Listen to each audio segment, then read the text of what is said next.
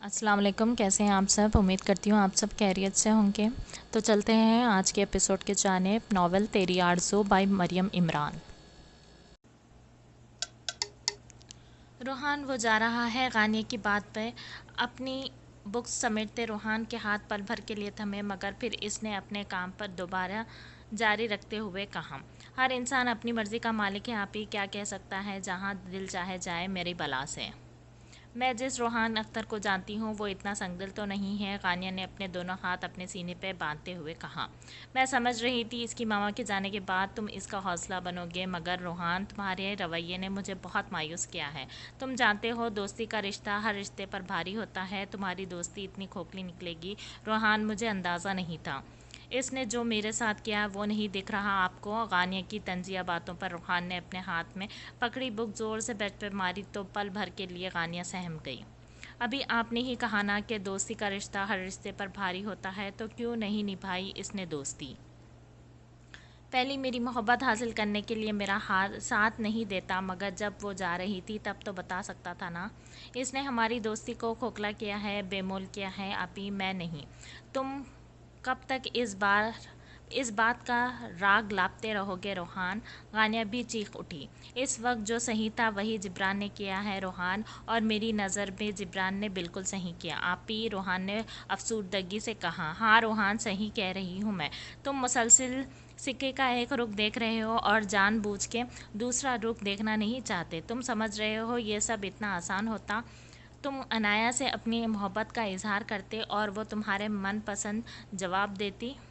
ایسا ممکن نہیں تھا روحان، تم ٹین ایجر ہو، وہ نہیں ہے۔ تمہارا یہ بچکانہ فیصلہ کتنا بڑا طوفان لا سکتا ہے تمہیں اندازہ نہیں ہے۔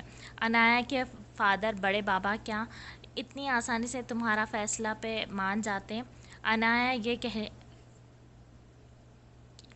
عنایہ کے لیے کتنا مشکل ہو جاتا ہے اپنے خاندان والوں کو فیس کرنا جب انہیں پتہ چلتا ہے کہ اپنے سے 2 سال چھوٹے اپنے ہی اسٹوڈنٹ سے میڈم عشق فرما رہی ہے۔ ہر چیز اتنی آسان نہیں ہوتی جتنی ہمیں دکھتی ہے، نہ راستے نہ حالات اتنے آسان ہوتے ہیں کہ چٹکیوں میں ان سے نپٹ لیا جائے۔ کچھ فیصلے قدرت کی طرف سے بھی ہوتے ہیں روحان۔ اتنا بول کے غانیہ اس کے روم سے چلی گئی اور روحان اپنا سر تھام کے بیڈ پر بیٹھ گیا۔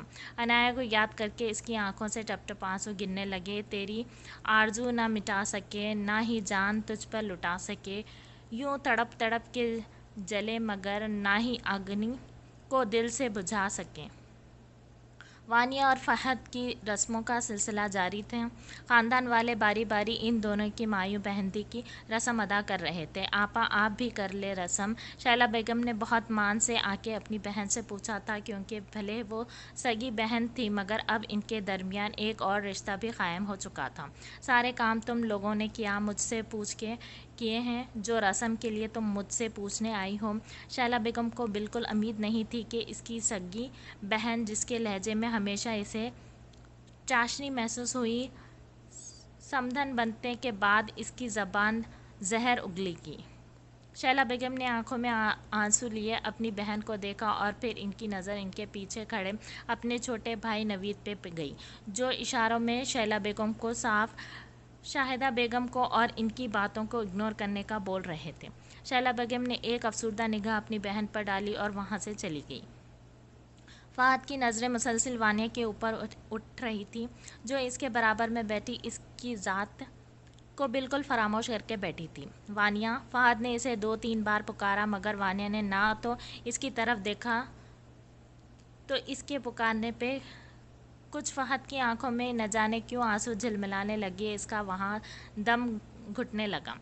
محبت آپ کی جرم جب محرم بن کے آپ سے لاتعلق ہو جائے تو اکثر دل نہ توڑنے کے لیے دل نہ دھڑکنے کی دھمکی دیتا ہے۔ کچھ ایسا ہی فہد کے ساتھ ہوا جبھی وہ اسٹیج سے اترا اور گارڈن ایریا پار کر کے شیلا بیگم کے گھر میں جانے لگا تاکہ فریش ہو سکے، کیونکہ اسے لگ رہا تھا وہ زیادہ دیر تک اپنے آنسوؤں کو چھپا نہیں سکے گا۔ وانیہ نے فہد کی پشت کو بہت دور تک گھورا تھا اور پھر آخر میں سر جھٹک کے ہانیہ کو آواز دی۔ ہانیہ مجھے کمرے میں جانا ہے، اپنی تھوڑا فریش ہونا ہے۔ ہانیہ نے شیلا بیگم سے پوچھا تو انہوں نے اجازت دے دی تھی مگر اسے 15-20 منٹ بعد واپس لانے کو کہا۔ ہانیہ نے وانیہ کو اس کے کمرے میں چھوڑا۔ ابھی وہ برابر والے کمرے کے پاس سے گزری ہی تھی کہ اس کی طاق میں کب سے خوار جلیل نے اس کی کلائی پکڑ کے اسے کمرے میں کھینچا اور دروازہ بند کر دیا۔ اس سے پہلے ہانیہ چیختی چلاتی جلیل کے لبوں پر اپنا ہاتھ رکھ چکا تھا۔ جلیل اس کے لبوں پر اپنا ہاتھ رکھ چکا تھا۔ یہ کیا بدتمیزی ہے، ہانیہ نے غصے میں کہتے ہوئے جلیل سے خود کو چھڑواتے ہوئے کہا۔ جلیل کے لبوں پہ ایک حسین مسکراہٹ تھی۔ ہانیہ جو ہلکا ہلکا پھولوں کا زیور پہنی تھی جلیل کے دل میں تلاطم مچا چکی تھی۔ بدتمیزی تو میں نے ابھی تک کوئی کی ہی نہیں مسز ہانیہ جلیل، شاید نشے میں ہی ہیں آپ۔ ہانیہ نے جلیل کے مسز ہانیہ جلیل کہنے پر دانت پیس کے جلیل کو دیکھا اور ساتھ ساتھ میں خود کو چھڑوانا بھی چاہا کیونکہ جلیل نے اسے کمر سے تھام کے خود سے لگایا ہوا تھا۔ ہاں نہ نشے میں ہوں، تمہاری محبت کے نشے میں، جبھی تو کچھ دنوں بعد جس رشتے میں ہم بندھنے والے ہیں ابھی سے اسے رشتے سے پکارنے کی پریکٹس کر رہا ہوں۔ جلیل کی بات پر ہانیہ منہ کھول کے جلیل کو دیکھنے لگی۔ وہ یہ بھی بھول گئی کہ وہ بالکل جلیل سے چپکی کھڑی ہے۔ ہانیہ نے طنزیہ مسکراہٹ کے ساتھ جلیل کو کہا، انسان بڑی نسل کا کتا پال لے مگر خوش فہمی نہ پالے۔ ہاں کافی بولنا آ گیا ہے میری بلی کو۔ جلیل نے اس کی طنز کا بہت پیار سے جواب دیا۔ جبھی موقع ملتے ہی ہانیہ نے خود کو جھٹکے سے جلیل سے چھڑوایا۔ اپنے نام غلط لے لیا، مسز ہانیہ جلیل نہیں مسز جویریہ جلیل کہیں۔ ہانیہ کے کہنے پر جلیل کا جاندار قہقہہ کمرے میں گونجا اور اس نے ہنستے ہنستے کہا، او لگتا ہی کہیں آگ لگی ہے، بہت بھیانک۔ ہانیہ اس کی باتوں کو اگنور کرکے جانے لگی جب ایک بار پھر جلیل نے اس کا ہاتھ تھاما اور اس کی ہاتھ فنگر میں ایک رنگ پہنائی اور اس کے سامنے اپنی ایک ٹانگ پہ بیٹھ گیا۔ ہانیہ منہ کھولے کبھی جلیل کو دیکھتی کبھی اپنا رنگ والا ہاتھ جو جلیل کے ہاتھ میں تھا۔ میں جلیل نوید یہ اعتراف کرتا ہوں کہ میرا عشق، میرا جنون، میری محبت صرف ہانیہ مسعود ہے اور میں اسے اپنی شریک حیات بنانے کی خواہش رکھتا ہوں۔ ہانیہ منہ کھولے جلیل کو دیکھنے لگی۔ اسے اندازہ نہیں تھا کہ جلیل ایسا کچھ کرے گا۔ وہ دنگ تھی جلیل کی حرکت پہ، جس جلیل سے وہ خوفزدہ رہتی تھی، اس کے غصے سے، اس کی چیخنے سے، اس کی موجودگی سے وہ ڈرتی تھی۔ آج وہ اس کے سامنے گھٹنوں کے بل بیٹھے اپنی محبت کا اظہار کر رہا تھا۔ اس سے پہلے جلیل کچھ اور کہتا اچانک ڈی جے نے تیز آواز میں سانگ پلے کیا جس کی آواز کمرے تک ہلکی آ رہی تھی مگر اس کے بول صاف سنائی دے رہے تھے۔ جلیل کو ایسا لگا وہ گانا جلیل کے دل کے حال پہ ہی گایا گیا ہے۔ تم اپنا کو یہ ٹھکرا دو، تم اپنا کو کر ٹھکرا دو، تمہیں حق ہے فیصلے کا ہے، ہمیں کیا پوچھتے ہو تم، ہمارے ہاتھ میں کیا ہے کہ ہم تو کر چکے جانا تمہیں ہر سانس میں شامل۔ ہانیہ کا ہاتھ ابھی جلیل کے ہاتھ میں تھا، وہ ابھی بھی گھٹنوں کے بل بیٹھا تھا، گانے کے بول دونوں کے دل کا حال بول رہے تھے۔ ہانیہ نے بہت آرام سے جلیل کے ہاتھ سے اپنا ہاتھ الگ کیا اور تیزی سے کمرے سے چلی گئی مگر جلیل کے لیے یہ کافی تھا کہ ہانیہ نے اس کی رنگ اپنے ہاتھ سے نہیں اتاری۔ کمرے میں آتے ہی وانیہ نے سب سے پہلے اپنے آپ کو بھاری دوپٹے سے آزاد کیا۔ اف کتنا ہیوی دوپٹہ تھا، سانس ہی نہیں آ رہا تھا۔ وانیہ دوپٹے سے بے نیاز بیڈ پر سیدھی لیٹی جب اپنی اوپر اسے کسی کی نظروں کی تپش محسوس ہوئی۔ وانیہ نے لیٹے لیٹے ذرا سی گردن اٹھا کے جب سامنے دیکھا تو فہد کو خود کو تکتا پایا۔ فہد جو بے دھیانی میں وانیہ کے کمرے میں گھس گیا تھا فریش ہونے کے لیے، جیسے ہی واش روم سے نکلنے کا لگا تو ہانیہ اور وانیہ کو دیکھا، تھوڑی دیر اور واش روم میں رک گیا۔ جب اس نے دیکھا کہ ہانیہ وانیہ کو کمرے میں چھوڑ کے گئی ہے تب وہ واش روم سے نکل آیا۔ اپنے سامنے فہد کو دیکھ کے وانیہ سیکنڈ سے بھی پہلے سیدھی ہوئی تھی۔ فہد اس کے سراپے پہ ایک بار پھر گھونے لگا تھا۔ وانیہ کے چہرے پہ جگہ جگہ اپٹن لگا تھا جو اسے مزید حسین بنا رہا تھا۔ اس پہ سونے پہ سہاگا پھولوں کے زیور کی خوشبو فہد کے اوسان خطا کرنے کے لیے کافی تھی۔ کسی کے کمرے میں آنے سے پہلے نوک کرتے ہیں۔ وانیہ نے کافی روڈلی یہ بات کہی تھی جو فہد نے کافی محسوس کی، مگر فہد نے اس وقت اس کے حسن میں اتنا کھویا ہوا تھا کہ وہ بہت جلد اس کا یہ رویہ ہضم کر گیا۔ فہد دھیرے دھیرے اس کے طرف قدم بڑھا رہا تھا، مگر وانیا اس کے بڑھتے قدم نہیں بلکہ اپنا دوپٹہ دیکھ رہی تھی جو فہد کے پیچھے زمین پر پڑا تھا۔ وانیا بے بسی سے اسے دیکھ رہی تھی۔ جب فہد نے اس کے نظروں کا تعاقب کیا تو اس کی نگاہ بھی اس کے دوپٹے پہ پڑی۔ فہد نے اپنے بڑھتے قدم وہیں روک لیے تھے اور اپنے پیچھے پڑا وانیا کا دوپٹہ جھک کے اٹھایا۔ آگے بڑھ کے جیسے ہی وانیا کو دینے لگا، اس کے پیروں میں کوئی چیز اٹکی جس کی وجہ سے وہ لڑکھڑاتا ہوا سیدھا وانیا کے اوپر آیا اور دونوں دھڑم سے بیڈ پر گر گئے۔ اوہ آئی ایم سو سوری، وہ میرے پاؤں میں کچھ باقی کی بات فہد کے منہ میں ہی رہ گئی۔ وہ وانیا سے بالکل چپک کے گرا تھا اور ابھی بھی اسی پوزیشن میں لیٹا ہوا تھا۔ وانیا بھی اس وقت اس آفت پہ ایک دم بوکھلا گئی تھی اور اپنی کالی سیاہ آنکھوں جو کاجل اور لائنر سے لبریز تھی بڑی کر کے فہد کو گھورنے لگی اور ساتھ ساتھ اپنے اوپر سے فہد کو ہٹانے لگی۔ فہد بھی اپنی پوزیشن کا خیال کر کے جیسے ہی اٹھنے لگا، ایک دم وانیا کی ہلکی سی چیخ نکلی۔ کیا ہوا؟ فہد نے فوراً پوچھا۔ وانیا کی آنکھوں میں تکلیف سے ہلکے سے آنسو جھلکنے لگے۔ فہد کی قمیض کے بٹن میں اس کے بال اٹک گئے تھے جو فہد کے اٹھنے میں کھینچے گئے اور وانیا کی تکلیف سے آہ نکلی۔ فہد دوبارہ اس پہ جھکا تھا، ایک ہاتھ وانیا کے دائیں جانب رکھ کے دوسرے ہاتھ سے اس کے بال اپنے بٹن سے آزاد کروانے لگا۔ ایسا کرتے ہوئے اس کا چہرہ وانیا کے چہرے کے بے حد قریب تھا۔ فہد کی نظریں بار بار بھٹک کے کبھی وانیا کے ڈیپ گلے پر پڑتی اور کبھی اس کے لرزتے ہونٹوں پہ۔ فہد کے دل میں نہ جانے کیا سمائی کہ اس کے بالوں کو بٹن سے آزاد کرواتے کرواتے وہ بے خودی میں اس کے لبوں کو اپنے لبوں میں قید کر گیا۔ فہد نے وانیا کو ایسے پہلے بار چھوا تھا، وہ بھی اپنا حق سمجھ کے۔ فہد کی اس حرکت پہ وانیا ساکن رہ گئی تھی، اس کے ہاتھوں نے جنبش کرنا چھوڑ دی تھی اور دل نے اپنی رفتار پکڑ لی تھی۔ فہد کی مدہوشی کا یہ عالم تھا کہ اس نے وانیا کے ہاتھوں کو اپنے ہاتھوں میں قید کر لیا تھا۔ سانس لینے میں دشواری کے سبب وانیا کی آنکھوں سے آنسو گرنے لگے۔ ادھر فہد کے دل کو ایک سکون سا مل رہا تھا اور شاید وہ اور اپنا سکون حاصل کرتا جبھی ایک دن دروازہ بجا اور شیلا بیگم کی آواز آئی جو دروازہ کھولنے کا بول رہی تھی۔ فہد کے ساتھ ساتھ وانیا بھی ایک دم گھبرا گئی۔ فہد اس کے اوپر سے تیزی سے ہٹا اور واش روم میں جیسے ہی بند ہوا ویسے ہی دوسری طرف شیلا بیگم گیٹ کھول کے اندر داخل ہوئی۔ تب وانیا اپنا گلا اور اپنے بال سیٹ کر چکی تھی۔ تم یہاں آ کے لیٹ گئی ہو نانو، اماں پوچھ رہی ہیں تمہارا۔ ہاں وہ ماما، سر میں درد ہو گیا تھا، آپ جائیں اور ہانیہ کو بھیجیں، تب تک میں دوپٹہ سیٹ کر لوں۔ شیلا بیگم نے اس کے چہرے پر زیادہ غور نہیں کیا، تبھی اس کے چہرے کی لالی جو فہد کی قربت کی مہربانی تھی دیکھ نہیں پائی، ورنہ اس سے سوال ضرور پوچھتی۔ شیلا بیگم جیسے ہی نکلی، دروازہ بند ہونے کی آواز پہ فہد فوراً واش روم سے باہر نکلا اور وانیا پر گہری مسکراہٹ کے ساتھ گہری نگاہ ڈالی، مگر وانیا رخ موڑ گئی تھی۔ فہد بھی فی الحال وہاں سے چلا گیا۔ ہانیہ گمسم سے پورے فنکشن میں گھوم رہی تھی۔ جلیل نے جس انداز میں اس تک اپنے دل کی بات اس تک پہنچائی تھی، ہانیہ کافی شاکڈ تھی۔ اس نے جلیل کا یہ روپ پہلے دفعہ دیکھا تھا۔ ابھی وہ انہی سوچوں میں گم تھی کہ جویریہ اس کے پاس آئی۔ ارے ہانیہ، تم کہاں غائب ہو یار، کب سے ادھر ادھر گھوم رہی ہوں، ملنے بھی نہیں آئی مجھ سے؟ جویریہ نہ کافی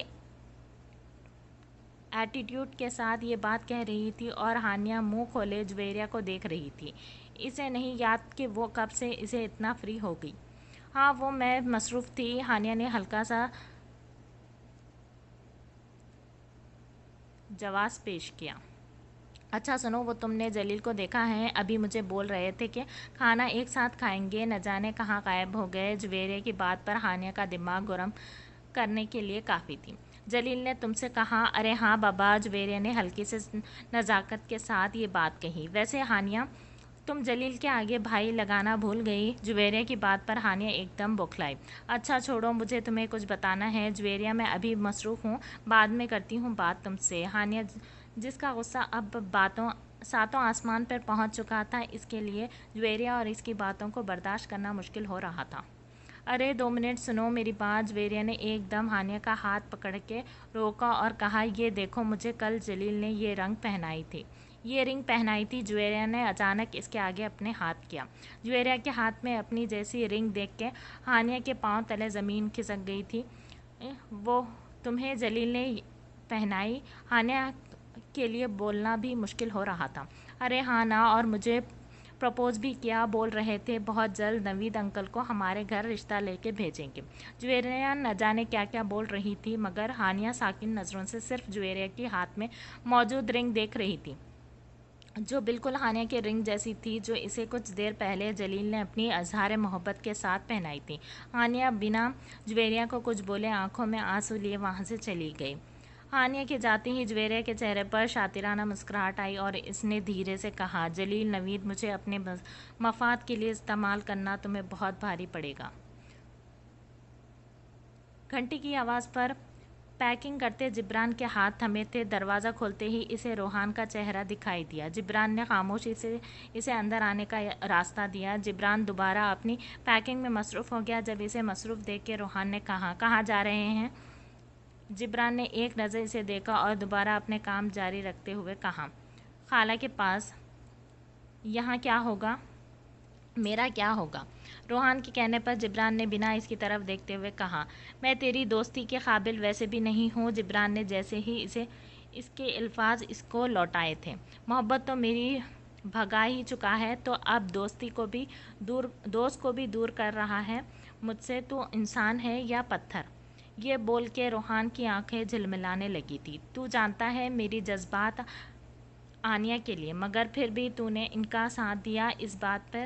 اگر میں نے تجھے کچھ سنا دیا تو جا رہا ہے مجھے چھوڑ کے؟ جبران نے سینے پہ ہاتھ باندھے غور سے اسے دیکھا تھا۔ روحان وہ پہلا انسان تھا جس نے بنا مطلب کے اس کی مدد کی، اس سے دوستی کی، اپنے سگے بھائی جیسا سمجھا۔ جبران کی جان روحان میں تھی۔ اس اکیلی دنیا میں اسے سمجھنے والا صرف روحان تھا، مگر وہ جا بھی اسی کی وجہ سے رہا تھا، کیونکہ روحان کا اس کی ذات کو اگنور کرنا اس سے برداشت نہیں ہو رہا تھا۔ روحان نے آنکھوں میں آنسو لیے جبران کو دیکھتے ہوئے کہا، یہ خوشی فہمی بالکل نہیں پال لینا تو کہ تجھ سے میرا بھائیوں والا رشتہ ہے، یہ میں تجھے منانا آیا ہوں۔ آئی سمجھ، میں صرف اپنے دوست کو روکنے آیا ہوں جس کے بغیر میں نہیں رہ سکتا۔ روحان جہاں یہ بات بول گردن نیچی کر کے رو رہا تھا، وہیں جبران کا بھی کچھ ایسا ہی حال تھا۔ اچھا ویسے مجھے یہ تانے کب تک دے گا تو روٹی محبوبہ والے؟ جبران کے بولنے کی دیر تھی کہ روحان جو ابھی گردن جھکا کے رو رہا تھا تیزی سے اٹھ کے اس کے گلے لگا۔ کیا دونوں دل کھول کے رو رہے تھے؟ جب روحان نے کہا، ایک وعدہ کر مجھ سے، زندگی میں اب اگر کبھی وہ سامنے آئی تو اسے پہچاننے سے انکار کر دے گا، اس کا نہیں میرا ساتھ دے گا۔ روحان کے بولنے پر جبران نے مسکراتے ہوئے، وعدہ؟ جلیل کہہ رہے تھے نوید انکل ہمارے گھر رشتہ لے آئیں گے، کل ہی تو مجھے پرپوز کرا جلیل نے، دیکھو یہ رنگ۔ رات کا آدھا پہر گزر چکا تھا، مگر ہانیہ کی آنکھوں سے نیند کوسوں دور تھی۔ ایک بار پھر اس کا موبائل بج رہا تھا جس پر جلیل نام کی کالنگ لکھی آ رہی تھی۔ یہ 50ویں کال تھی جلیل کی، مگر ہانیہ نے نہ تو کال ریسیو کی نہ کٹ کی۔ اس کی آنکھوں سے آنسو تیزی سے جاری تھے۔ کل جلیل کی پرپوز کرنے پر وہ کس قدر حیران تھی۔ اس کے دل نے جلیل کے حق میں آواز اٹھانا شروع کر دی تھی، مگر اچانک جویریہ نے اس آواز کو اپنے پیروں تلے رون دیا تھا۔ آپ آج بھی مجھے اپنے سے کم تر اور بے وقوف لڑکی سمجھتے ہیں جلیل، مگر اس بار نہ تو میں آپ سے ڈروں گی نہ آپ کے ہاتھوں بے وقوف بنوں گی۔ یہ کہہ کے ہانیہ نے اپنے آنسو پونچھے اور اپنا موبائل بند کر کے سو گئی۔ دوسری طرف جلیل جو گھر آنے کے بعد سے ہانیہ کے جواب کا انتظار کر رہا تھا، مسلسل اسے کال کر رہا تھا، مگر ہانیہ نے نہ تو اس کی کال ریسیو کی تھی تو اس کے کسی ٹیکسٹ کا جواب دے رہی تھی۔ اب موبائل بند ہونے پر جلیل کو پریشانی ہونے لگی اور وہ بے چینی سے صبح ہونے کا انتظار کرنے لگا۔ چودھری ویلا سے شان و شوکت سے فہد کی بارات نکلی تھی اور بارات کا استقبال بھی بھرپور کیا گیا تھا۔ ढोल की थाप पे चौधरी विला के साले लड़के ने खूब भंगड़ा डाला था। जलील भी अपनी टेंशन को वक्ती तौर पे भुलाने के बाद फहद की खुशी में शरीक था। लाइट प्याजी और बेपी पिंक कलर के हैवी शरारे में हुई हैवी ज्वेलरी के साथ वानिया दुल्हन बनी स्टेज पर बैठी थी, तो फहद भी वाइट शेरवानी में अपना मखसूस ख़ानदानी खुल्ला पहने अपनी दुल्हन के बराबर में विराजमान था। वानिया की मेहंदी का रंग काफ़ी गहरा आया था, जो बार बार फहद की नज़रें अपनी तरफ खींच रहा था। काश आज रात हम पे किसी को रहम आ जाए। फहद ने फ़ोटो सेशन करवाते हुए वानिया को कमर से थाम के अपना माथा इसके माथे से मिला के हल्की सी सरगोशी की, जिसे सुनते ही वानिया ने फ़ौरन निगाहें उठा के इसे देखा तो वो इसे ही देख रहा था। हानिया ने लाइट पर्पल कलर के हैवी शरारा पहना हुआ था और वो अपनी बहन की शादी में बहन होने का फ़र्ज़ अच्छे से निभा रही थी। वो अच्छी तरह जानती थी कि वो जलील की निगाहों में है, मगर फ़िलहाल वो अच्छे तरीक़े से अपनी बहन की शादी को एंजॉय करना चाहती थी। मगर हम जैसा चाहते हैं ज़रूरी तो नहीं हर बार ऐसा हो। जलील ने 2-3 बार इसका रास्ता रोकना चाहा, इसे चिपके इशारे भी किए ताकि वो इसके बात सुन ले, मगर हानिया ने जैसे कसम खा रखी थी कि वो निगाह उठा के भी जलील की तरफ नहीं देखेगी। रुखसती हुई तो वानिया का रो रो के बुरा हाल था। कुछ ऐसा ही हाल हानिया का भी था। यमुना और हेबा ने हानिया को साथ ले जाने में इसरार किया, तो थोड़ी बहुत ज़िद के बाद शाइला बेगम ने इन दोनों की बात मान ली।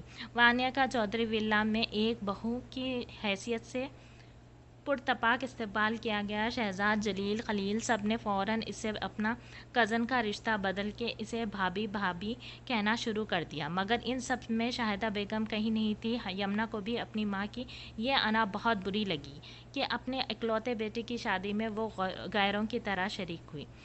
चलो भाई चलो, दुल्हन को अब कमरे में भेज दो।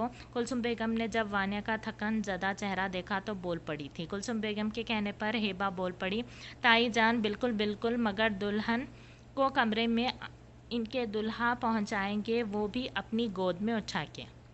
हेबा की बात पे जहां वानिया ने इसे खा जाने वाली निगाहों से देखा, वहीं फहद के लब मुस्कुराए थे। सबके जोर देने पे फहद ने वानिया को गोद में उठा लिया। सारे बड़े मुस्कुराते हुए आगे पीछे हो गए, जबकि दूसरी हेबा और यमुना तकरीबन भागते हुए फहद से पहले फहद के कमरे तक पहुंची। हानिया चुपचाप बस मुस्कुरा रही थी। जलील ने इसकी खामोशी महसूस की थी। कोई तो बात थी जिसकी वजह से वो चुप चुप थी। जलील को शक तो हो गया था, बस अपने इस शक का इसे पता लगाना था। कमरे के बाहर वो दोनों किसी पहरेदार की तरह खड़ी थी। फहद की गोद में अभी भी वानिया थी।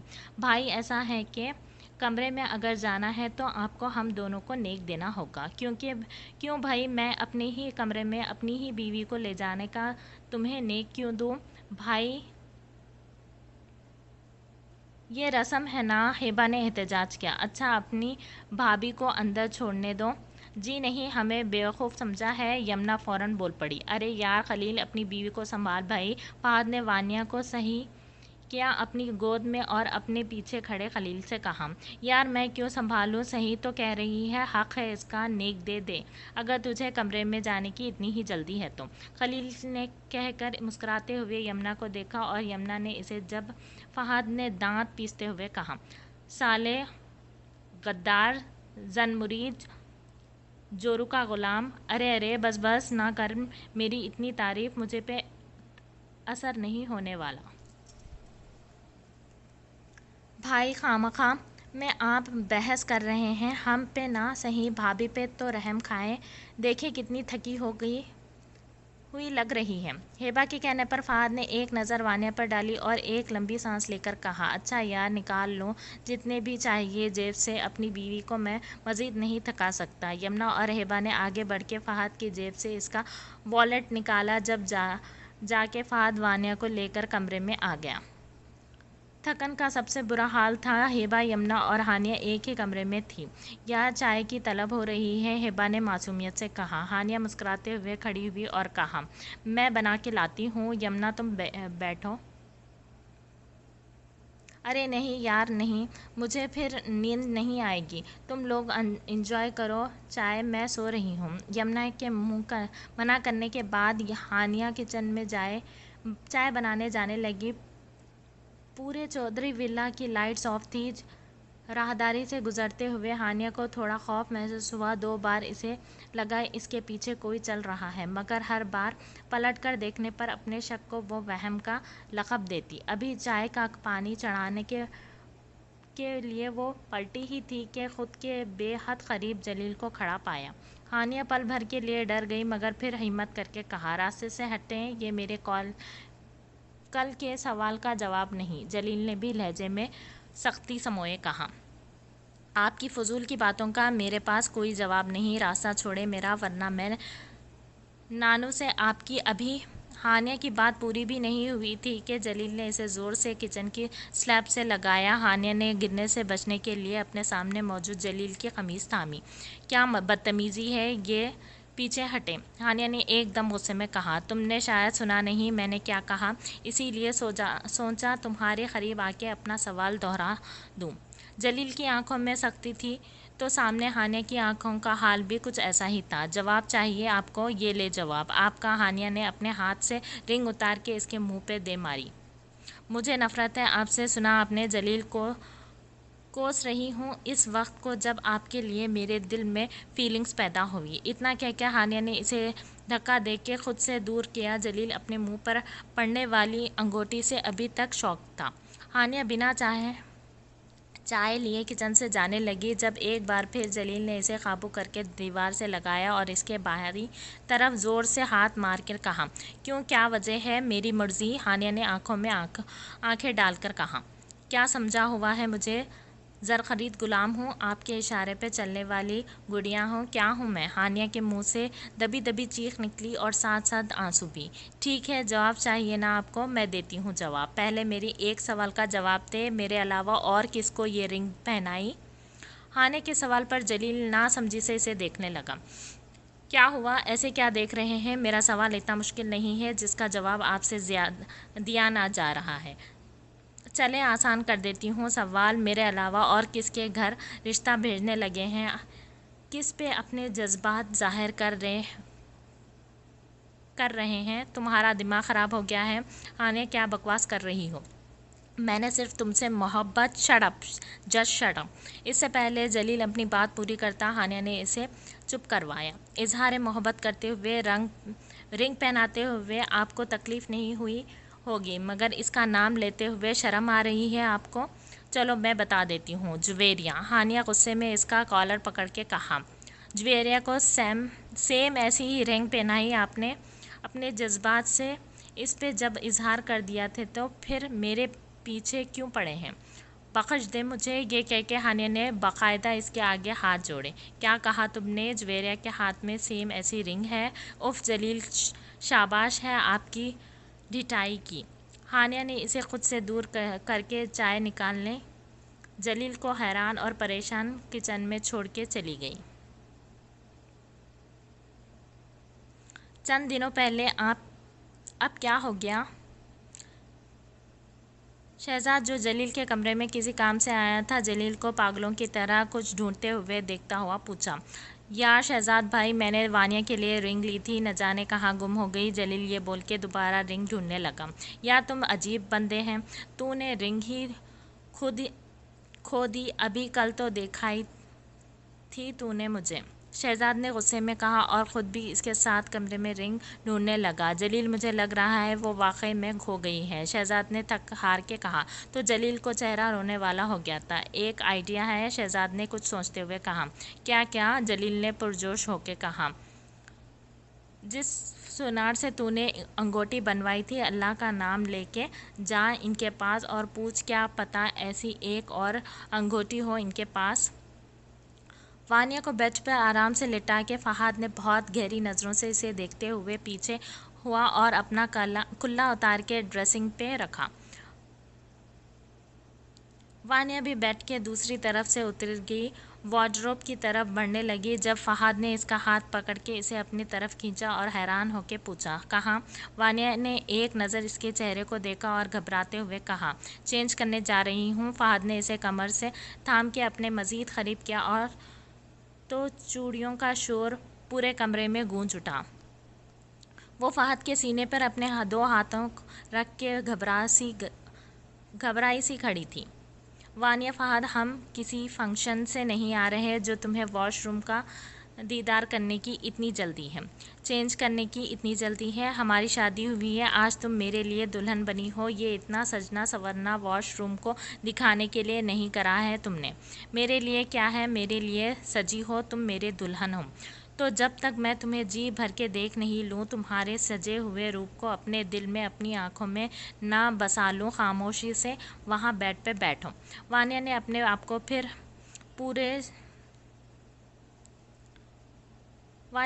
آپ کو بھرپور چھڑواتے ہوئے، دانت پیستے ہوئے کہا، کون سی بیہودہ فلم دیکھتے ہیں تم نے جو یہ واہیات قسم کی باتیں بول رہے ہو؟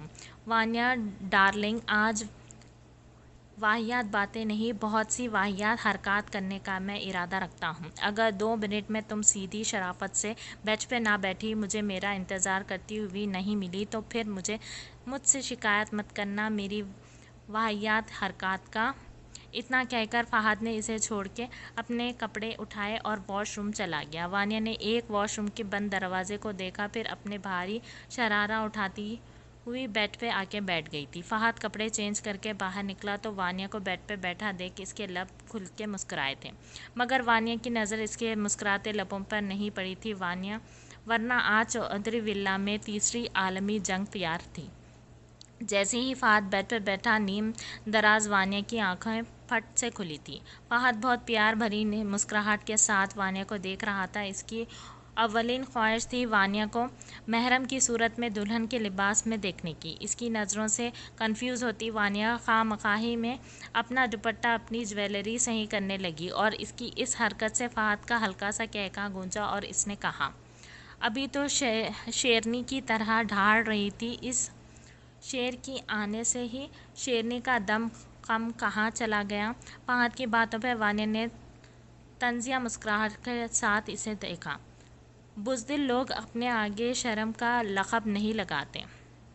بزدل لوگ اپنے آپ کے شیر کا لقب نہیں لگاتے۔ وانیہ کی بات پہ فہد سیریس ہو کے اسے دیکھنے لگا۔ اگر میں نے اپنے قدم پیچھے لیے ہیں، بیچ راستے میں تمہارا ہاتھ چھوڑا، بقول تمہارے، جبکہ میری نظر میں وہ ہاتھ چھوڑنا نہیں تھا۔ تم بتاؤ، تم نے آنی اور مسعود انکل کے سامنے ہماری محبت کا اعتراف کیا تھا، انہیں کہا تھا کہ میں کسی اور سے محبت کرتی ہوں۔ ماما بابا، میں نہیں کر سکتی کسی اور سے شادی۔ فہد کی بات پر وانیہ نے جھٹکے سے اس کا گریبان پکڑا۔ اس کی آنکھوں میں آنسو چمکنے لگے جو فہد بآسانی دیکھ سکتا تھا۔ اس کی نگاہیں اپنے کالر پہ تھی جو وانیہ کے مہندی والے ہاتھوں میں قید تھا۔ میں کس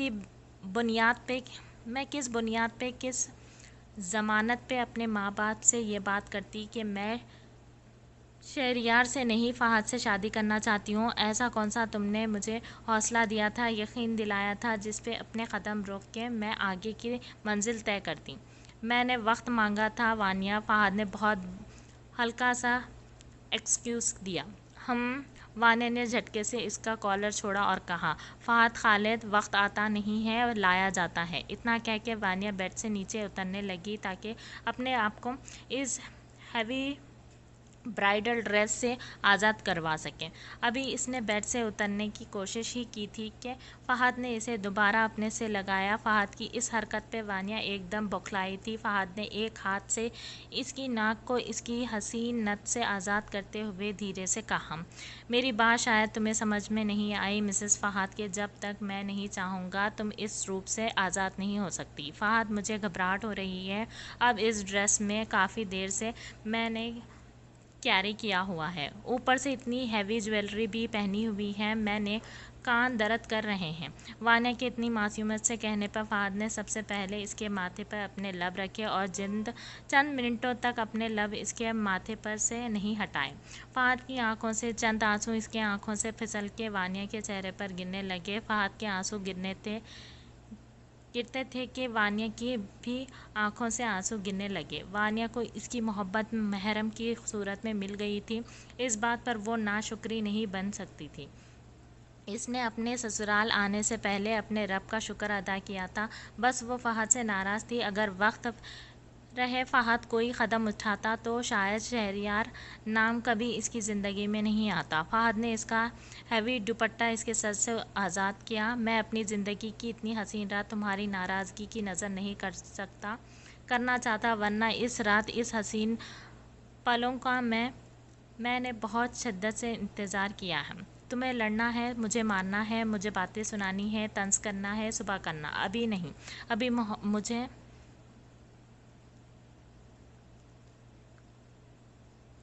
ابھی میری محبت کی خوشبو، اس کا میرے پاس ہونے کا احساس مجھے محسوس کرنے دو۔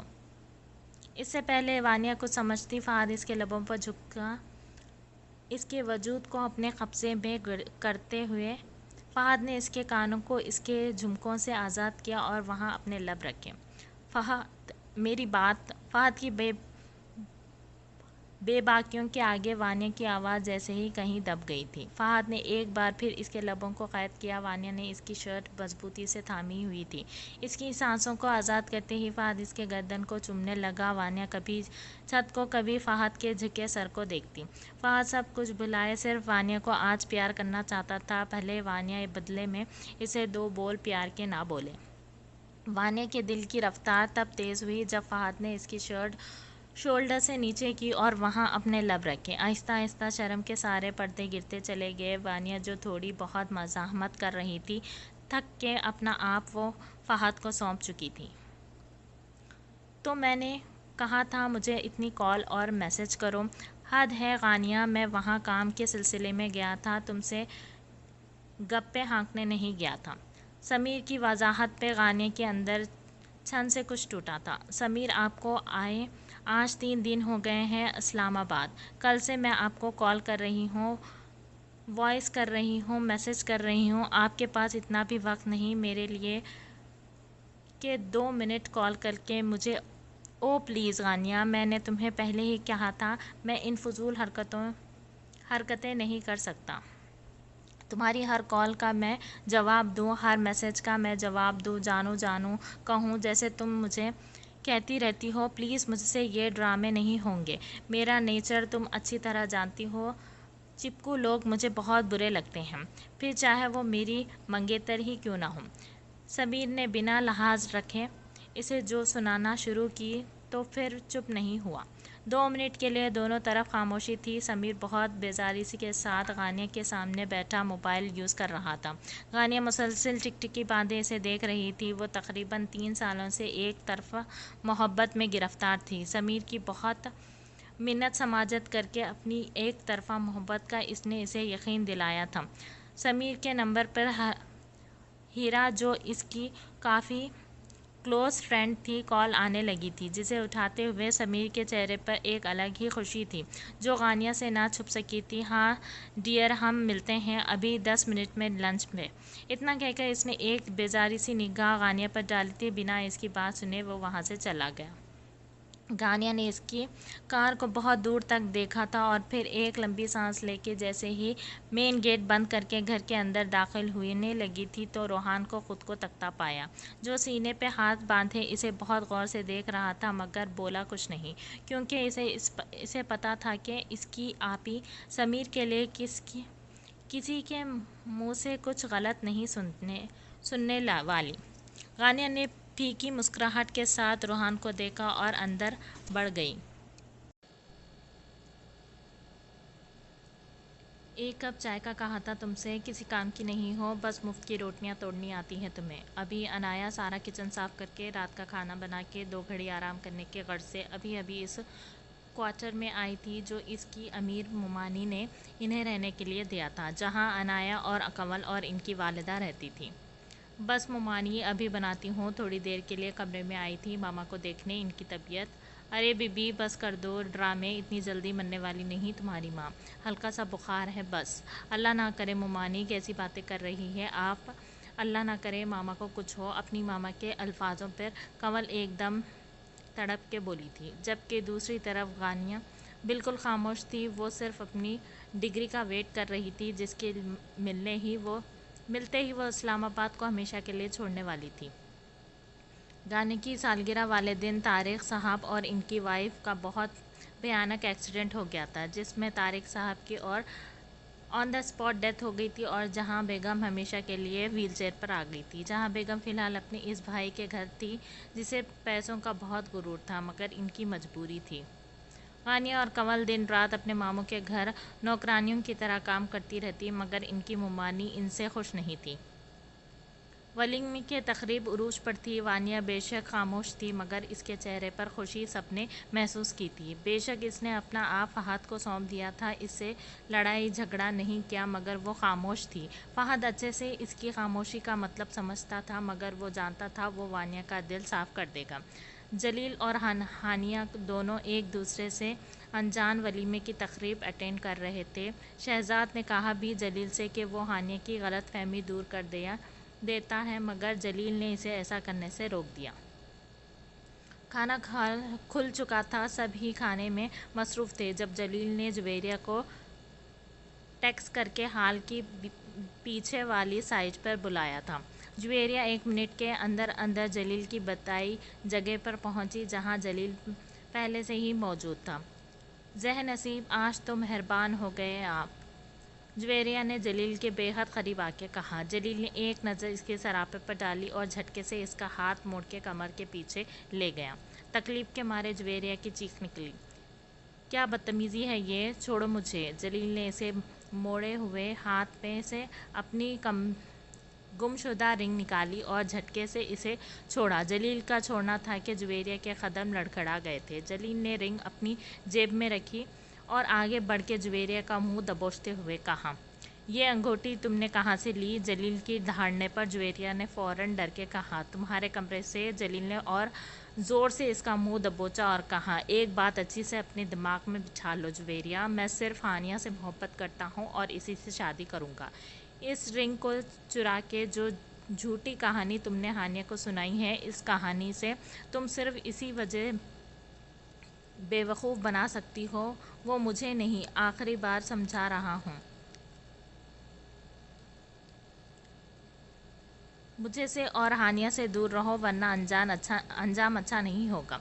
इतना कह के जलील ने इसे छोड़ा और वहाँ से हॉल के अंदर आने लगा जब कोई नफूस तेज़ी से पिलर के पीछे छुप गया। क्या सोचा जा रहा है? फहद ने खिड़की के पास खड़ी वानिया को पेट से थाम के खुद से लगाते हुए कहा।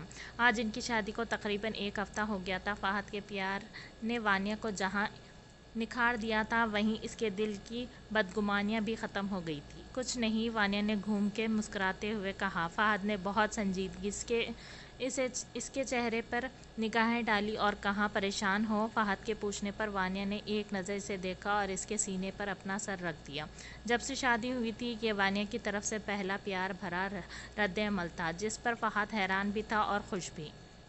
मैं खाला जानी के रवैये की वजह से थोड़ी डिस्टर्ब हूँ। एक बार भी ना तो इन्होंने मेरे सलाम का जवाब दिया ना ही वो मुझसे बात करती है। फहद ने इसे बेड पर बिठाया और खुद पंजों के बल इसके सामने बैठते हुए इसके हाथों को अपने हाथों में लेकर कहा, तुम मेरी बीवी हो वानिया, मेरी इज्जत हो। मैं तुम्हें इस घर में किसी के नाक मुंह बिगाड़ते हुए देखने नहीं लाया। तुमने अम्मी को सलाम किया, बार बार किया, इन्होंने जवाब नहीं दिया। अब तुम इनको सलाम नहीं करोगी, ये तुम्हारा शौहर तुमसे कह रहा है। ना इनसे बात करोगी। तुमने हर तरह से इन्हें इज्जत देने की कोशिश की, मैंने देखा है इस 1 हफ्ते में, मगर जब किसी को अपनी दी हुई इज़्ज़त कबूल ना हो, जहाँ आपकी इज़्ज़त ना हो, वहाँ से दूरी बनाने में ही हमारा भला होता है।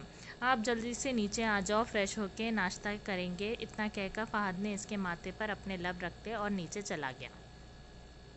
मामा, आप कैसी तबीयत है आपकी? फजल ने नाश्ते की टेबल पे आके पूछा था। बेटा, हिबा ने दिन रात इतनी खिदमत की है मेरी कि मुझे तो ठीक होना था। पूरा घर माशाअल्लाह इस बच्ची ने संभाला हुआ था। अभी अभी मेरे लिए नाश्ता बना रही है। वलीमे के अगले दिन से तबस्सुम बेगम की तबीयत ख़राब थी जिसकी वजह से इनकी देखभाल के लिए निम्रा बेगम ने हिबा को इनके पास भेज दिया था। तबस्सुम बेगम ने काफ़ी मना किया मगर निम्रा बेगम ने इनकी एक ना सुनी क्योंकि वो जानती थी इनकी बहन अकेली है और फजल पूरा दिन ऑफिस में होता है। अरे यार आनी, अपने इतने ऊंचे ऊंचे कैबिनेट लगवा दिए हैं, मेरा हाथ नहीं पहुंच रहा वहाँ कॉर्नफ्लेक्स का डब्बा उतारना है। हिबा ने अचानक किचन से बाहर आके सड़ा हुआ मुंह बना के कहा, हाँ ये हमारी गलती है मैडम, मगर वो क्या है ना, मामा का हाथ भी चला जाता है और मेरा भी कैबिनेट पर, मगर हमें मामा की छोटी हाइट वाली भांजी याद नहीं रही, वरना मैं एक अदद सीढ़ी भी बनवा देता। फजल ये बोल के जहाँ नीचे मुंह करके अपनी हंसी छुपा के ऑमलेट खाने लगा, वहीं अपनी हाइट पर टॉन्ट होने पे हिबा ने गुस्से में फैसल को देखा था और दोबारा किचन में चली गई। देखो नाराज़ कर दिया इसे, तबस्सुम बेगम ने फजल को डांटते हुए कहा। अरे मामा, चुटकियों का काम है आपकी भांजी को मनाना। इतना बोल के फैज़ल किचन में गया तो वो वहाँ का नज़ारा देख के हल्का सा चीखा। हिबा स्लैब में चढ़ के कैबिनेट के ऊपर से कॉर्नफ्लेक्स का डब्बा उतार रही थी और तकरीबन अपने पंजों के बल ऊंची हुई भी थी। फजल के चीख पर डर के इसका बैलेंस बिगड़ा। इससे पहले कि वो नीचे गिरती, फजल ने तेज़ी से आगे बढ़ के इसे कमर से थामा और इसी दौरान ऐसा कुछ हुआ कि दोनों की सिट्टी गुम हो गई। दोनों ही एक दूसरे से निगाहें चुराने लगे। कमर से थामते हुए जैसे ही फजल ने हिबा का रुख अपनी तरफ किया, दोनों के चेहरे नज़दीक होने की वजह से इनके लब आपस में टकराए थे। हिबा को निगाहें उठा के फैसल को देखना इस वक्त दुनिया का सबसे मुश्किल काम लग रहा था, मगर फैसल ने फ़ौरन मामले की नज़ाकत को समझा और अपनी झींप मिटाते हुए माहौल को दोबारा मजाक का रंग देते हुए कहा, अरे यार मैं मजाक कर रहा था, तुम सीरियस हो गई, मैं आ रहा था डब्बा उतारने, पागल। इतना कह के फजल ने इसके हाथ में डब्बा उतार के दिया और इसका सर पकड़ के ज़ोर से हिलाया, जो वो हमेशा करता था, जिससे हिबा हमेशा चिढ़ती थी और गुस्से में हमेशा अपनी आनी को पुकारती थी। मगर अभी वो बहुत ज़्यादा नर्वस थी, इसीलिए हल्की सी मुस्कुराहट के साथ चूल्हे की तरफ मुड़ गई और फजल खामोशी से किचन से निकल गया। सब नाश्ते की टेबल पे बैठे थे और हर बार की तरह सिर्फ कुलसुम बेगम नौकरों के साथ सबको नाश्ता दे रही थी। फहद और वानिया भी टेबल पे आ चुके थे। वानिया ने सबको इशारे से सलाम किया और टेबल पे बैठ गई, मगर शाहिदा बेगम को इसने सलाम नहीं किया और ये बात सबने नोट की। नाना जान, फहद ने मुस्तफ़ा साहब को मुखातिब करके कहा, हाँ बेटा नाना जान, मैं और वानिया कल ही हनीमून के लिए पाकिस्तान टूर पर जाना चाहते हैं, अगर आपकी इजाज़त हो तो। फहद की बात पे सभी मुस्कुराने लगे। मुस्तफ़ा साहब ने भी इजाज़त दे दी थी, जबकि वानिया शॉक्ड थी क्योंकि फहद ने इसे ऐसी कोई बात नहीं करी थी। तुम लोग पिकनिक करो, सारा अरेंजमेंट मेरी तरफ से शादी का तोहफ़ा, खलील ने दरमियान में कहा। कोई कहीं नहीं जा रहा। अचानक शाहिदा बेगम की आवाज़ टेबल पर गूंजी, वानिया जाओ किचन में जाके मेरे लिए चाय बना लाओ। शादी होते ही घूमने फिरने की लग गई है तुम्हें, तुम्हारी माँ ने कुछ घरदारी भी सिखाई है या नहीं? शाहिदा बेगम की बातों पर टेबल पे एक सन्नाटा छा गया। जब आबिदा बेगम बोली, क्या हो गया है शाहिदा, ये किस तरह तुम अपनी बहू से बात कर रही हो? अभी 1 हफ्ते की दुल्हन है, वो खीर में भी हाथ नहीं लगा इसका, और तुम इसे किचन में भेज रही हो, बस समझ लिए हाथ लग गया इसका खीर में अम्मा जान। और तुमने सुना नहीं? शाहिदा बेगम ने दोबारा वानिया को अपने गुस्से का निशाना बनाते हुए कहा। वानिया आंखों में आंसू लिए जैसे ही टेबल से उठने लगी, फहद ने इसका हाथ थाम के इसे दोबारा बिठाया और अपनी माँ की तरफ मुखातिब होकर कहा, ये मेरी बीवी है मामा, बीवी बना के लाया हूँ, नौकरानी नहीं है। आइंदा इस लहजे में आप मेरी बीवी से बात मत करिएगा। फहद की बात पर वहाँ बैठे हर नफूस को सांप सूंघ गया था। आबिदा बेगम जैसी ही कि कुछ बोलने लगी, मुस्तफ़ा साहब ने इन्हें खामोश करवा दिया। दूसरी बात, ये सिर्फ मेरा हुक्म और मेरी काम करने की पाबंद है। आपको अगर अपना कोई काम करवाना है तो घर के किसी भी नौकर से करवाएं, ये अपनी बेटी से करवाएं। यहाँ मौजूद तमाम घर वालों का कोई भी काम अगर वानिया करेगी तो अपनी मर्ज़ी से करेगी। वो मेरी ग़ुलाम नहीं है जो मेरी वजह से आपकी ग़ुलामी करेगी। वानिया को कुलसुम मामी समझने की गलती हरगिज़ मत समझिएगा, क्योंकि मैं जावेद मामू नहीं हूँ, मैं अपनी बीवी की बेइज्जती बर्दाश्त नहीं करूँगा। फहद के इस जुमले ने जावेद साहब को टेबल छोड़ने पर जहाँ मजबूर किया, वहीं कुलसुम बेगम भी किचन की दहलीज पर रुक गई थी। फहद के अल्फाजों ने वहाँ बैठे हर नफूस को चौंका दिया था। تم اتنی ماں کی بے عزتی کر رہے ہو کل کی آئی لڑکی کے لیے؟ شاہدہ بیگم ایک دم چیخی تھی۔ یہ کل کی آئی ہوئی لڑکی میری بیوی بعد میں ہے، پہلے آپ کی بھانجی ہے، آپ کی سگی بہن کی بیٹی۔ شاید آپ بھول گئی ہیں، شاید آپ یہ بھی بھول گئی ہیں کہ دنیا کی کسی بھی کتاب میں نہیں لکھا کہ ایک عورت اپنے شوہر کے گھر والوں کی خدمت کرے۔ ہمارا اسلام بھی یہی کہتا ہے کہ عورت صرف اپنے شوہر کی خدمت گزار ہے، اس کے گھر والوں کی نہیں، یہاں تک کہ اس کے ماں باپ کی بھی نہیں۔ اگر وہ اپنے شوہر کے ماں باپ کی خدمت کرتی ہے تو اپنی خوشی سے کرے گی، اس پہ یہ لازم نہیں ہے ان کا کام ان کا بیٹا کرے گا۔ اسلام تو یہاں تک کہتا ہے کہ ایک شوہر اپنی بیوی سے اپنی اولاد کو دودھ پلائے تو اس کی اجرت دے۔ آج کے بعد ماما عزت دو اور عزت لو والی جملے کو ذہن میں رکھے گا۔ نہ یہ آپ سے بدتمیزی کرے گی، نہ میں اس کی بے عزتی برداشت کروں گا۔ شہزاد بھائی جلیل نے اپنے برابر میں بیٹھتے شہزاد کو دیکھ دھیرے سے پکارا۔ ہاں فہد فہد کے لیکچر کے بعد پھپھو جانی شاکڈ اور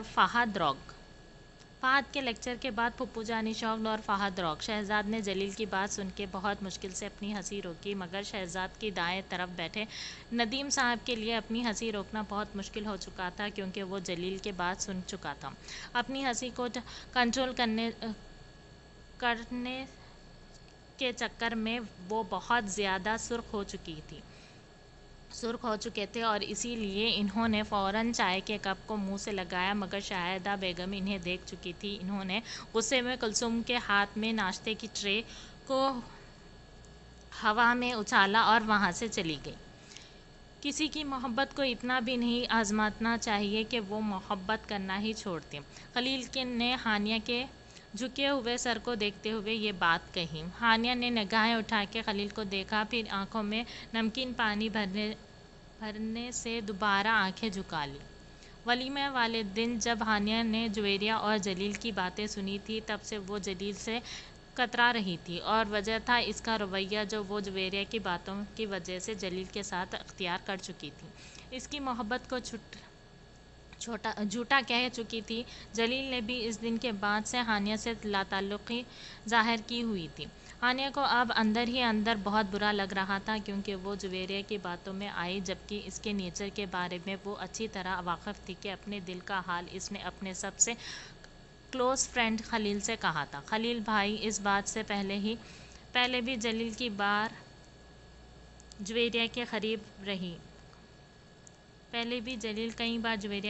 رہے۔ نکاح والے دن وہ صرف تمہیں جلانے کے لیے، پل بھر کے لیے اس کے قریب رہا تھا کہ وہ تمہارے دل کا حال جان سکے۔ یہ بات خود مجھے جلیل نے بتائی تھی جب میں نے اسے جویریہ کے قریب ہونے پہ ٹوکا۔ ہانیہ ایک بات کا مجھے جواب دو، سچ۔ جی پوچھیے، ہانیہ نے بہت دھیمے لہجے میں کہا۔ جلیل کی محبت پہ یقین ہے؟ خلیل کے سوال پر ہانیہ نے چونک کے اسے دیکھا۔ اب ہونے لگا ہے۔ ہانیہ کے جواب پہ خلیل کے لب مسکرائے۔ تو جاؤ جلیل سے ایکسکیوز کرو۔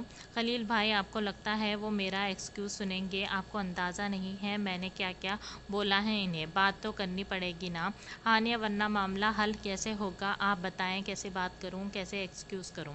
میں نے تو ان کی دی ہوئی رنگ ان کے منہ پہ ماری دی تھی۔ آپ کو لگتا ہے اس حرکت کے بعد وہ میری سنیں گے؟ یہ تو ٹھیک ہے کہہ رہے ہو تم۔ خلیل نے کچھ سوچتے ہوئے ہانیہ سے پوچھا۔ وہ تمہاری کالج کی جو دوست ہے جس کی تم منگنی کا بتا رہی تھی، کب ہے منگنی؟ وہ تو پرسوں ہے۔ آپ کیوں پوچھ رہے ہیں؟ خلیل نے ہانیہ کے جواب پہ مسکراتے ہوئے اسے دیکھا۔ پلیز بڑے پاپا، ہانیہ نے منتی کرنے شروع کر دی تھی، اور دوسری طرف روحان مسلسل اختر صاحب کو منا رہا تھا۔ جبران بھی ہانیہ کی طرف تھا، جس پہ اسے ایک بار پھر غدار کا لقب مل چکا تھا۔ بڑے بابا، ہر بار ہم قربانی میں حصہ ڈالتے ہیں، اسی روحان کے بچے کی وجہ سے۔ ہر بار اس کا یہی لاجک ہوتا ہے کہ کون قربانی کرے گا، کون جانور کا گوشت بانٹے گا۔ پلیز بڑے بابا، اس بار اونٹ نہال ہوگا، اس بقرعید پہ تو ہوگا۔ ہانیہ نے ضد کرتے ہوئے کہا۔ ہنی، اونٹ ओ बीबी होश में तो हो। रोहान ने तो छोटा मोटा बैल समझ रहा था कुर्बानी के लिए, मगर यहाँ तो गानिया मैडम पूरा ऊँट का दिमाग बना के बैठी थी। बड़े बाबा, मैं बता रही हूँ, अगर इस बार अपने कुर्बानी नहीं की मैं बात नहीं करूँगी, गानिया ने रोटने वाले अंदाज में कहा। बाबा, आप ही की बातों में आके इमोशनल मत हो जाइएगा। ऊँट नहार कौन करेगा? इसका गोश्त कौन बनाएगा? हम तो किस कसाई को भी नहीं जानते। कसाई ढूंढना कौन सा मुश्किल काम है? आखिरकार कब से मोबाइल में गुम वीडियो गेम खेलते हुए असगर ने भी बातों में हिस्सा लिया। असगर की बात पर रोहान ने गुस्से से इसे घूरा और दांत पीस के कहा, बेटा, गेम खेलने से दिमाग एक्स्ट्रा हो गया है। जो बोल के हमारे दिमाग की दही कर रहे हो, चुपचाप वीडियो गेम खेलो। नन्हे काके। खुद को नन्हा काका कहने पर असगर ने अच्छा खासा लड़कियों की तरह मुंह बिगाड़ लिया था। भाई, तुम दोनों बहस नहीं करो, इस बार गानिया बेटी की मानी जाएगी। अख्तर साहब ने ऐलान पे गानिया के खुश होके फर्जी कॉलर झाड़े, जिस पर जिब्रान और असगर की हंसी निकली। वहीं रोहान का मुंह बन गया। मैं अपने कराची वाले दोस्त जावेद से मशवरा करता हूँ, मगर गानिया, हमारा एक शर्त है। बोले बड़े बाबा, आपकी हर शर्त मुझे मंजूर है। ऊँट आप निहार करोगी। अख्तर साहब की बात पर गानिया का मुंह खुल गया था, खुला का खुला रह गया था, जबकि रोहान की खुशी से ज़ोरदार चीख निकली। हाँ, नहीं, अब आई ऊँट पहाड़ के नीचे। शुक्र, अब होंठ निहार नहीं होगा, क्योंकि गानिया आपी तो एक लाल बैग मारना तो दूर की बात है, इसे भगा नहीं सकती। ये ऊँट निहार कहाँ से करेगी? ओ हेलो, ज़्यादा अचलो नहीं, गानिया ने एकदम इसे टोका। बड़े बाबा, डन। ऊँट गानिया वजाहत ही निहार करेगी। गुड, तो समझो इस बार कुर्बानी हमारे घर में होगी, वो भी ऊँट की। अख्तर साहब के बोलने पर रोहान मुंह बना के बैठ गया। दरवाजे की नॉक पर परफ्यूम स्प्रे करते जलील के हाथ थमे थे। आ जाएं। इजाज़त मिलते ही खलील अंदर दाखिल हुआ। ओहो, आज तो लोग बड़े हैंडसम लग रहे हैं। खलील ने जलील की तैयारी को देखते हुए कहा, जिसने वाइट कॉटन के सूट पर ब्राउन पेशावरी पहनी हुई थी। कलाई पे बंधी रिस्ट वॉच की गोल्डन घड़ी इसकी शान बढ़ा रही थी। खलील की बात पर जलील हल्का सा मुस्कुराया और कहा, बासत की मंगनी है, आज आपको बताया तो था। हाँ, मैं भूल गया, चलो तुम निकलो। खलील ये कह के जाने लगा जब जलील ने इसे रोक के पूछा था, आप किसी काम से आए थे? हाँ यार, वो हानिया की भी कॉलेज फ्रेंड की आज मंगनी है। पहले तो वो जा नहीं रही थी, कोई ले जाने वाला नहीं था, मगर मैंने कहा कि मैं ले जाऊंगा, तब मानी। अब वो बेचारी घर में तैयार खड़ी है और मुझे पापा के काम से जाना पड़ रहा है। मैं तुम्हें बोलने आया था, मगर चलो तुम जाओ, मैं मैनेज कर लूँगा। शहजाद भाई को बोल के देखता हूँ। खलील ने चिंगारी तो लगा दी थी, अल्लाह का नाम लेकर अब इसे भगड़ने की वो दुआ मांग रहा था, और शायद कबूलियत का वक्त था जब जाते हुए खलील को एक बार फिर जलील ने रोका था और कहा, कह दे अपनी चहेती को कि एक बार हॉर्न पे बाहर आ जाए, मैं वेट नहीं करूँगा ड्राइवर बन के। हाँ, मैं बोल देता हूँ। शुक्र यार, मुझे काम से नहीं जाना होता तो मैं ले जाता। कोई बात नहीं भाई। खलील ने जलील के कमरे से निकलते ही हानिया को टेक्स्ट किया था, वो भी सिर्फ इतना कि ऑल द बेस्ट। हानिया ने मैसेज पढ़ के 2-3 बार लंबी लंबी सांस ली और जलील का वेट करने लगी। गाड़ी का हॉर्न सुनाई देते ही इसका दिल ज़ोर ज़ोर से धड़कने लगा था। हाथों में हल्के हल्के पसीने आने लगे थे। इसने अपनी तैयारी लास्ट बार मिरर में देखी थी। वाइट घेरेदार फ्रॉक जिस पर वाइट कुंदन का काम था, हाथों में भर भर के वाइट चूड़ियाँ, कानों में सुनहरे वाले बड़े बड़े से गोल्डन झुमके को पहने, वाइट क्रिस्टल की हाई हील पाँव की जीनत बनाए, हल्के से मॉडल मेकअप पे बालों को गीला छोड़े, हल्के से नीचे कर्ल किए हुए वो पूरी तैयार थी जलील को घायल करने के लिए। یہ خاص تیاری دوست کی منگنی میں جانے کے لیے نہیں جلیل کے لیے تھی، کیونکہ جلیل کو وائٹ کلر بہت پسند تھا۔ اس نے شائلہ بیگم کو اپنے جانے سے آگاہ کیا، اپنی بڑی سی شال اپنے کندھوں پر پھیلا کے اوڑھی اور گھر سے باہر نکلی، جہاں وہ سامنے ہی گاڑی سے ٹیک لگائے موبائل میں مصروف تھا۔ ہانیہ بہت آرام سے چلتی ہوئی اس تک آئی اور دھیرے سے اسے سلام کیا۔ جلیل نے نیچے دیکھتے دیکھتے ہی اس کا سلام کا جواب دیا، اور جیسے ہی گردن اٹھا کے اسے دیکھا، اس کی آنکھیں جیسے ساکن ہو گئی تھیں۔ موبائل چلاتے ہاتھ تھم سے گئے تھے۔ ہانیہ اس کی آنکھوں میں واضح اپنے لیے پسندیدگی دیکھ سکتی تھی۔ وہ دیکھ سکتی تھی اس کی آنکھیں بہت کچھ کہہ رہی تھی، مگر اس کے لب جیسے خاموش تھے۔ جلیل نے اسے دیکھ کے اندیکھا کرا، اپنے زور سے دھڑکتے دل کو اندر اندر وارن کیا، اور خاموشی سے ڈرائیونگ سیٹ سنبھالی۔ ہانیہ نے ایک نظر گاڑی کو دیکھا، اسے اپنی تیاری بے معنی سے لگی۔ دماغ نے اشارہ دیا کہ واپس لوٹ جائے، مگر دل نے اسے مجبور کر دیا گاڑی میں بیٹھنے پہ۔ گاڑی میں مکمل خاموشی تھی۔ جہاں جلیل ہانیہ کے وجود کو نظر انداز کر کے گاڑی چلا رہا تھا، وہیں ہانیہ بھی کھڑکی سے لگی باہر چلتی ہوئی گاڑیاں کو دیکھ رہی تھی۔ سگنل پر گاڑی رکی۔ جب جلیل نے کہا، کس جگہ جانا ہے تم نے؟ ایڈریس بتاؤ۔ ہانیہ نے ایڈریس بتایا، جسے سن کے جلیل کے لبوں پر پل بھر کے لیے مسکراہٹ آئی، جیسے وہ کمال مہارت سے چھپا گیا۔ دونوں ہی سگنل گرین ہونے کے ویٹ کر رہے تھے، جب ایک بچہ گجرے بیچنے آ گیا۔ صاحب گجرے لے لو۔ نہیں چاہیے، جلیل نے اسے انکار کیا، اور دوبارہ سگنل گرین ہونے کا ویٹ کرنے لگا، جبکہ اس کی بڑی خواہش تھی کہ ہانیہ کو گجرے پہنانے کی۔ ہانیہ بھی ابھی کچھ ایسی ہی غلط فہمی میں تھی کہ شاید جلیل گجرے خرید کے اسے دے۔ صاحب لے لو بیگم صاحبہ کے لیے۔ بچے کی بات پر جلیل کا رخ بچے کی طرف مڑا۔ بچے کی بات پر جلیل کے لب مسکرائے تھے، جو ہانیہ کی نظروں میں نہیں آئے، جبکہ ہانیہ ایک دم شرم سے لال ہو گئی تھی بچے کی بات پہ۔ مگر اسے بچے کی بات بری نہیں لگی۔ جلیل نے بچے سے 2 گجرے لیے اور بدلے میں کچھ قیمت دی، جو اس گجروں کی قیمت سے کہیں زیادہ تھی۔ بچے دعائیں دیتا ہوا وہاں سے چلا گیا۔ جلیل نے ایک نظر ہانیہ کو دیکھا، اور پھر ان گجروں کو ایک بار دل کیا کہ ہانیہ کی بدتمیزی بھلا کے اسے گجرے پہنائے، مگر جلیل نے فی الحال ارادہ ترک کیا اور گجرے سامنے ڈیش بورڈ پہ ڈال دیا۔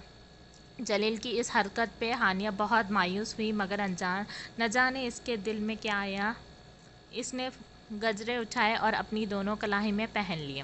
جلیل ہانیہ کی ساری حرکت دیکھ رہا تھا۔ اس کا دل چاہ رہا تھا وہ اسے خود پہنائے، اس کے ہاتھ سے لے کے، مگر ہانیہ کی کئی بدتمیزی سے اس کی دی ہوئی انگوٹھی جس طرح ہانیہ نے اس کے منہ پر ماری تھی، اس کا دل بہت بری طرح ٹوٹا تھا۔ اس لیے وہ ابھی تک ہانیہ سے ناراض تھا۔ اس کے لب مسکرائے تھے جب ہانیہ نے گجرے اٹھا کے پہنے تھے، مگر اس نے ہانیہ پہ ظاہر نہیں کیا۔ اتنے میں سگنل گرین ہو گیا اور جلیل نے گاڑی جھٹکے سے آگے بڑھا دی۔ گاڑی ایک ہال کے آگے رکی تھی، جسے دیکھ کے ہانیہ نے ایک لمبی سانس لی، کیونکہ وہ اپنی مطلوبہ جگہ پہ پہنچ چکی تھی۔ اس منگنی میں آنے کا اس کا کوئی ارادہ نہیں تھا، وہ صرف خلیل کے کہنے پر آئی تھی تاکہ جلیل سے اپنے رویے کے ایکسکیوز کر سکے۔ اگر اب بھی فری ہو جائیں تو 1-2 گھنٹے بعد آ جائے گا مجھے لینے۔ اوکے، جلیل نے یہ کہہ کے گاڑی موڑی تھی۔ بے دلی سے ہانیہ ہال میں داخل ہوئی۔ وہ اسٹیج کی طرف بڑھی جا رہی تھی اور وہ دیکھ سکتی تھی کہ کافی لوگوں کی نظریں اس پر تھیں، مگر وہ اسے پرواہ نہیں تھی۔ ابھی وہ اسٹیج پر چڑھنے لگی تھی اپنی دوست سے ملنے کے، ایک دم اسٹیج پر بیٹھا دولہا جس کی منگنی تھی ایک دم اپنی جگہ سے اٹھ کے کہنے لگا، ذہ نصیب، آج تو چودھری ولا کے چشم و چراغ آئے ہیں غریبوں کی محفل میں۔ باسط کھڑا ہو کے ہانیہ کے پاس نکلتا ہوا اسٹیج سے نیچے اترا۔ ہانیہ چودھری ولا کا نام سن کے فوراً پلٹی تو سامنے جلیل کو کھڑا پایا، جو مل تو باسط سے رہا تھا، مگر اس کی نگاہیں ہانیہ کے خوشی سے دمکتے چہرے پر تھی۔ ہانیہ بھی اسے ہی دیکھ رہی تھی اور سوچ رہی تھی کہ اس کی اور جلیل کی منزل ایک ہی تھی۔ ارے ہانیہ، یہ تم ہو؟ مجھے تو یقین نہیں آ رہا کہ تم آ گئی۔ ہیرا ابھی اس کے پیچھے آ کے کہنے لگی۔ ہانیہ خوش دلی سے ہیرا سے مل رہی تھی مگر دیکھ بھی وہ جلیل کو رہی تھی۔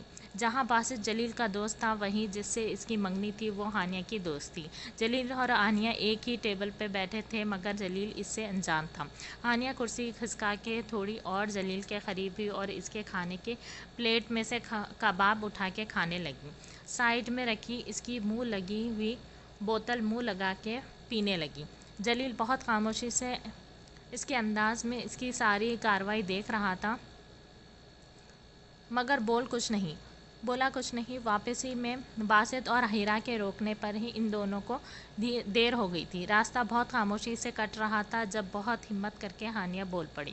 جلیل میں آپ سے معافی مانگنا چاہتی ہوں، مجھے جویریہ کی باتوں میں نہیں آنا چاہیے تھا، آپ پر بھروسہ کرنا چاہیے تھا، پلیز مجھے معاف کر دیں، مجھے آپ کی محبت کا اعتبار کرنا چاہیے تھا، آپ کے دیے ہوئے گفٹ کی تذلیل نہیں کرنی چاہیے تھی، پلیز مجھے معاف کر دیں۔ ہانیہ نے باقاعدہ اسٹیئرنگ پر رکھے جلیل کے ہاتھ پر اپنا گجرا والا ہاتھ رکھا مگر پھر بھی جلیل خاموش رہا۔ ہانیہ گھر کے پاس پہنچی تو کافی دیر ہو چکی تھی۔ منگنی کے ایک فنکشن میں ہی اس نے شیلا کو اپنے لیٹ آنے کا پتہ دیا تھا اور یہ بھی بتایا تھا کہ وہ جلیل کے ساتھ آ جائے گی، اسی لیے وہ بے فکر ہو کے سو گئی۔ جلیل نے گاڑی بالکل گیٹ کے آگے روکی تھی تاکہ وہ آسانی سے اندر جا سکے۔ ہانیہ نے اترنے سے پہلے ایک بار پلٹ کے دوبارہ جلیل کو دیکھا مگر اس کی نگاہیں سامنے تھیں۔ ہانیہ دل برداشتہ ہو کے گیٹ کا لاک کھول کے جیسے ہی اندر آئی ایک دم لائٹ چلی گئی۔ پتہ نہیں آج کیا کیا اور دیکھنا ہے لوگوں کے سڑے ہوئے منہ کے ساتھ ساتھ۔ ہانیہ غصے میں بڑبڑاتی ہوئی کہنے لگی۔ ہانیہ نے جیسے ہی موبائل ٹارچ آن کر کے گھر کا گیٹ کھولنا چاہا، کسی نے اسے کھینچ کے اپنے آپ سے لگایا۔ اس سے پہلے ہانیہ چیختی، جلیل نے فوراً اس کا رخ اپنی طرف موڑا۔ اپنے سامنے جلیل کو دیکھ کے ہانیہ کے رکے آنسو بہنے لگے۔ اس نے اپنے آپ کو چھڑواتے ہوئے کہا، اب کیوں آئے ہیں؟ جلیل نے جب اسے روتا دیکھا تو کہا، پتہ چلا کتنی تکلیف ہوتی ہے جب کوئی آپ کی بات نہ سمجھے، آپ کی محبت کو جھوٹا کہے، آپ کو اگنور کرے۔ جلیل کے کہنے پر ہانیہ نے گردن شرمندگی سے جھکا لی تھی۔ ایک بار پھر اس نے کہا، مجھے معاف کر دیں پلیز۔ ہانیہ کے کہنے پر جلیل نے اس کے تھوڑا اور قریب آیا، اس کی کمر سے ہاتھ ہٹا کے اس کے ہاتھ تھامے اس کی ایک انگلی میں اپنی وہی انگوٹھی پہنائی جسے وہ بے دردی سے اس کے منہ پہ مار آئی تھی۔ اب اگر یہ تمہارے ہاتھ سے اتری تو میں تمہاری جان لے لوں گا۔ جلیل کی بات پر ہانیہ نے گھور کے جلیل کو دیکھا اور کہا، اپنی جان کی جان لیں گے آپ؟ ہانیہ کی بات پر جلیل مسکراتے اسے دیکھنے لگا اور کہا، بہت بولنے لگی ہو، وہ بھی کہہ دو جو میں سننا چاہتا ہوں۔ اس سے پہلے ہانیہ کچھ بولتی ایک دم لائٹ آ گئی۔ ہانیہ نے فوراً جھٹکے سے جلیل کو خود سے دور کیا اور کہا، جس دن محرم بن جاؤ گے میرے، اس دن بولوں گی جو آپ سننا چاہتے ہیں۔ ہانیہ کی بات سن کے جلیل مسکراتے ہوئے آگے بڑھا اور ہانیہ کے ماتھے پر اپنے لب رکھ دیے۔ جلیل کے اس احترام پر ہانیہ کی آنکھوں میں ایک بار پھر آنسو چمکنے لگے۔ جلیل دھیرے سے ہانیہ سے دور ہوا اور الٹے قدم اٹھاتے ہوئے ایک دم فلائنگ کس ہانیہ کو دی اور گھر سے نکلتے ہوئے کہنے لگا، تیاری کر لو قبول ہے کہنے کی، کیونکہ اب اس شیرنی کو میں نے اکیلا نہیں چھوڑنا، نہ جانے کب دوبارہ حملہ کر دے میری محبت پہ۔ اتنا کہہ کر جہاں جلیل ہنستا وہیں ہانیہ بھی ہنسنے لگی۔ جلیل کے جاتے ہی ہانیہ نے گھر کو لاک کیا اور گھر کے اندر چلی گئی۔ آپ ہی صبح دھو لینا، ٹائم دیکھو رات کا 1 بج رہا ہے۔ کنول نے گدھوں کی طرح کچن میں صاف کرتی عنایا سے کہا۔ آج عنایا کی مامی نے اپنے گھر اپنی فرینڈز کی کٹی پارٹی رکھی تھی جس میں انہوں نے جان بوجھ کے عنایا سے نہ جانے کون سی ڈشز بنوائی تھیں۔ کنول نے اس کی ہیلپ کرنا چاہا مگر عنایا نے اسے منع کر کے ماما کے پاس رہنے کو کہا۔ بس کنول، تھوڑا سا رہ گیا ہے، تم جاؤ، میں بس آدھے گھنٹے میں آ رہی ہوں۔ آپ ہی جلدی آنا، ماما ابھی تک جاگ رہی ہیں، جب تک تم کمرے میں نہیں آؤ گی وہ سوئے گی نہیں، جانتی ہو نا، بس تم ماما کو دوائی دو، میں وائپر لگا کے آ رہی ہوں۔ انایا کے کہنے پر کنول کچن سے نکل گئی تھی۔ انایا جلدی جلدی دھلے برتن کے کیبنٹ میں رکھنے لگی۔ ابھی وائپر ہی لگا رہی تھی جب اسے لگا وہ کسی کے نگاہوں میں ہے۔ انایا نے نگاہیں اٹھا کے کچن کے دروازے پر دیکھا تو اس کے ماموں کا بیٹا جنید کھڑا تھا، جس کی نگاہیں انایا کے بے ساختہ حسن پر تھی جو اس کے جھکنے پر واضح ہو رہا تھا۔ انایا کو جنید کی غلیظ نگاہوں سے وحشت ہونے لگی۔